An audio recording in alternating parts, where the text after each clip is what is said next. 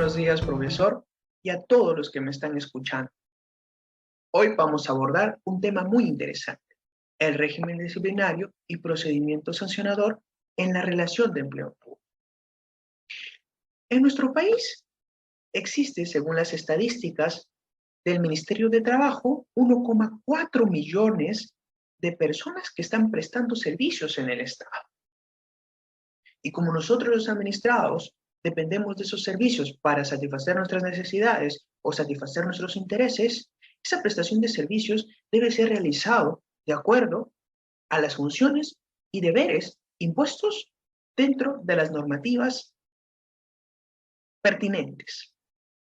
En ese sentido, si un servidor o funcionario público va contra esa normativa y genera un daño a la entidad o a nosotros mismos, entonces será pasible de responsabilidad.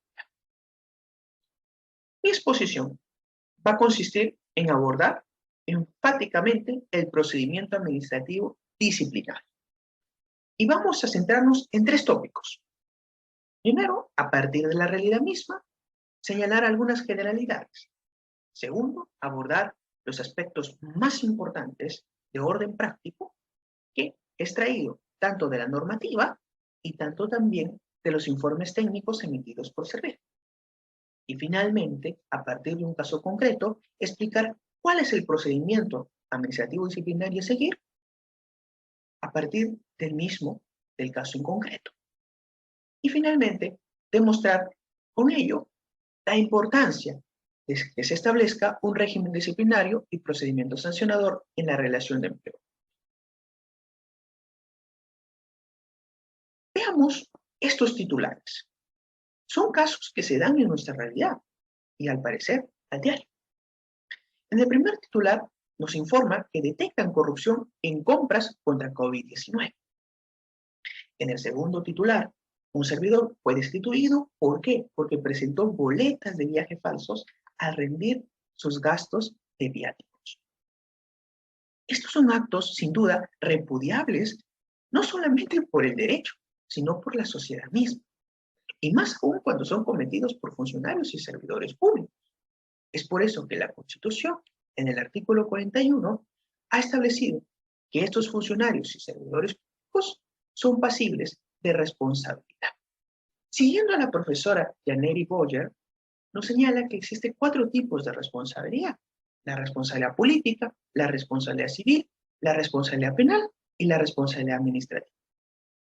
Y que, según el acto realizado y según el tipo de servidor o funcionario, puede ser pasible de las 4 responsabilidades o de algunas de ellas. En esta oportunidad nos interesa solamente la responsabilidad administrativa. Y dentro de la responsabilidad administrativa, como en el primer caso, por ejemplo, va a ser investigado y llevado el procedimiento sancionador a cargo de la Contraloría. Y en este caso, posiblemente se pueda imputarse una falta muy grave. En el segundo caso, no va a ser llevado por la Contraloría, porque la falta fue cometida dentro de la entidad y será llevada por los actores y órganos expresamente facultados para llevar el procedimiento administrativo disciplinario, que son la Secretaría Técnica, el órgano instructor y el órgano sancionador. Y en segunda instancia, el Tribunal del Servicio Civil, en ese caso, ha confirmado la destitución de ese mal servidor. Veamos algunos aspectos prácticos del procedimiento administrativo disciplinario a tener en cuenta. Según Servir, en un cuaderno de trabajo, el procedimiento administrativo disciplinario se ubica dentro del sistema administrativo de recursos humanos. Este procedimiento tiene 2 instancias. La primera instancia está llevada por las autoridades, estos son un órgano instructor y un órgano sancionador, y la segunda instancia por el Tribunal del Servicio Civil. Y este procedimiento, según el tipo de infracción, será también el tipo de sanción. La infracción puede ser desde leve, grave o muy grave. Y de acuerdo a eso, y teniendo en cuenta los principios legitimadores del ius poniendi, como son en este caso importantes, la razonabilidad y la proporcionalidad, se puede aplicar la sanción, que puede consistir en una amonestación verbal o escrita, en una destitución o en algo menos intenso, como es una suspensión. Luego veamos a quiénes se les aplica este procedimiento administrativo disciplinario. Según la directiva número 02/2015 y informes técnicos que ustedes pueden visualizar, se les aplica directamente a los servidores y exservidores de los regímenes laborales generales, 276, 728, 1057 y finalmente de la Ley del Servicio Civil. No se les va a aplicar directamente, pero sí supletoriamente a los servidores de las carreras especiales. ¿A quienes no se les aplica este procedimiento administrativo disciplinario? No se les va a aplicar a los locadores de servicios ni a aquellos funcionarios que están expresamente establecidos en el reglamento de la Ley de Servicio Civil, porque ellos tienen un procedimiento administrativo disciplinario especial. Hemos visto que hemos señalado que servidores y exservidores. Entonces es importante distinguir entre servidor y exservidor. Según la modificatoria de la directiva que ya he citado, 2/2015, y los informes técnicos que pueden visualizar, la distinción va a consistir en el momento en que se comete la falta. Un servidor será pasible de un procedimiento administrativo disciplinario cuando está realizando sus funciones y comete la falta dentro del ejercicio de sus funciones, y entonces se le tendrá que instaurar un procedimiento administrativo disciplinario. Pero si una vez que ya se ha instaurado y está siendo procesado, este servidor renuncia o se desvincula de la administración pública, a pesar de esa desvinculación, no va a ser tratado como servidor, sino todavía como servidor, hasta que haya un pronunciamiento definitivo.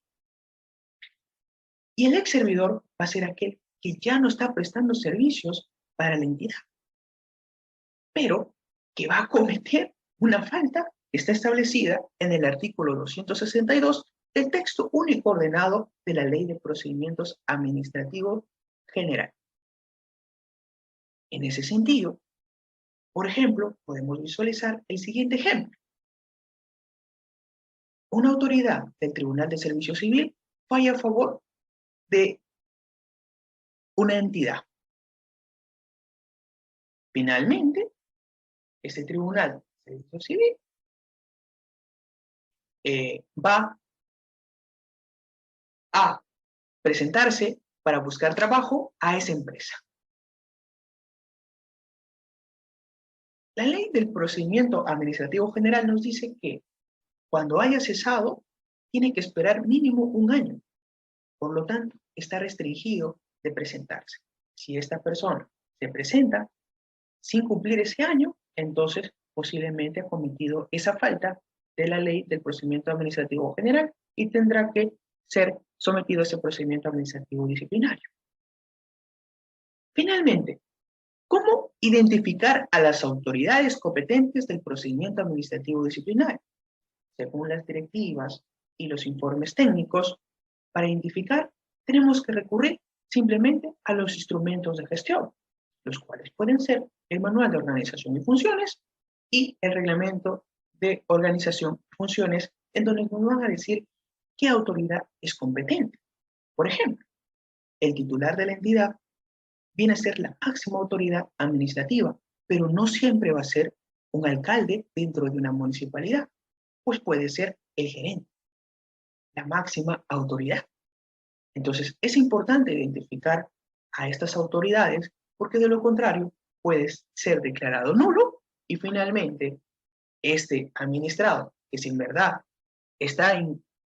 ha incurrido en una responsabilidad administrativa, utilice la prescripción para quedar en impunidad. Muy bien. Precisado estos tópicos muy importantes, a mi parecer, vamos ahora a abordar, a partir de un caso práctico, cuál es el procedimiento administrativo disciplinario a seguir.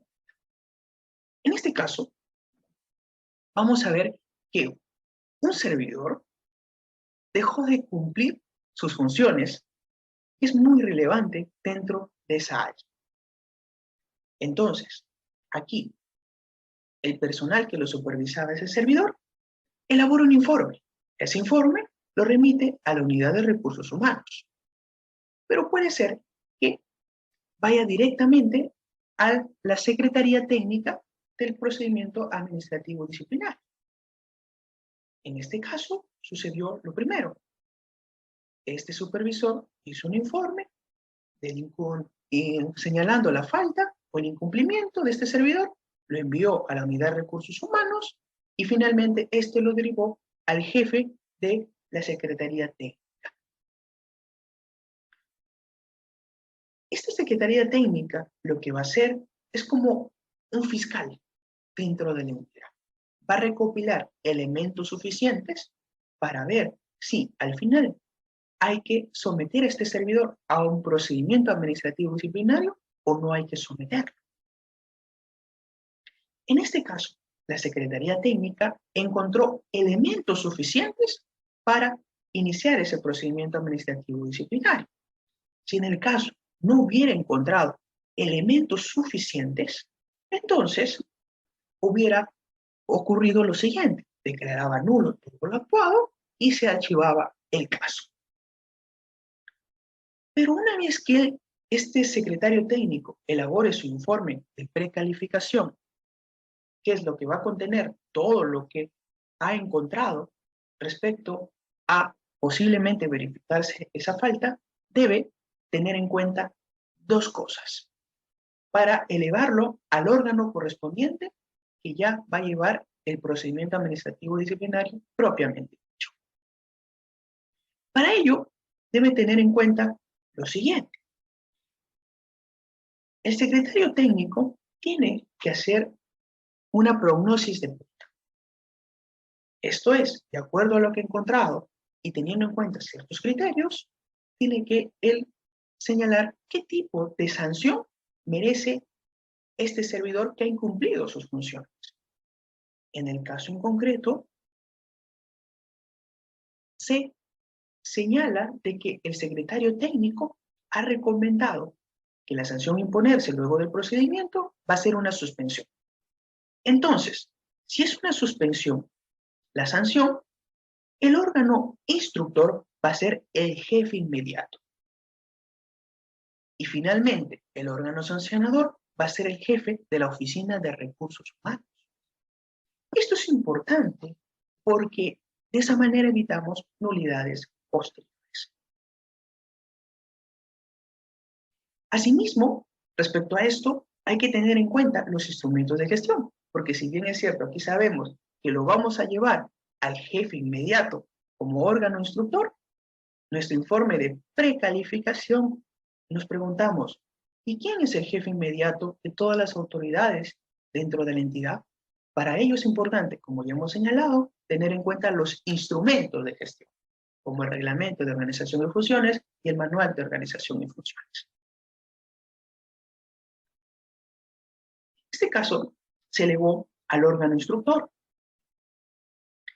El órgano instructor lo que hizo fue comunicar a ese servidor, Vladimir, llamado así en este caso, mediante carta. ¿Y para qué le comunicó? Para que formule sus descargos.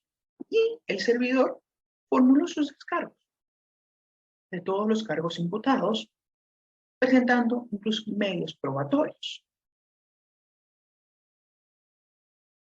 Finalmente, este órgano instructor hizo su informe y recomendó al órgano sancionador que debía aplicarse en este caso la suspensión por el incumplimiento de esas funciones que tenía a su cargo el servidor Vladimir. Una vez que ha llegado al órgano sancionador, el órgano sancionador lo que va a hacer es notificar a ese servidor y luego que notifica, el servidor puede solicitar un informe oral.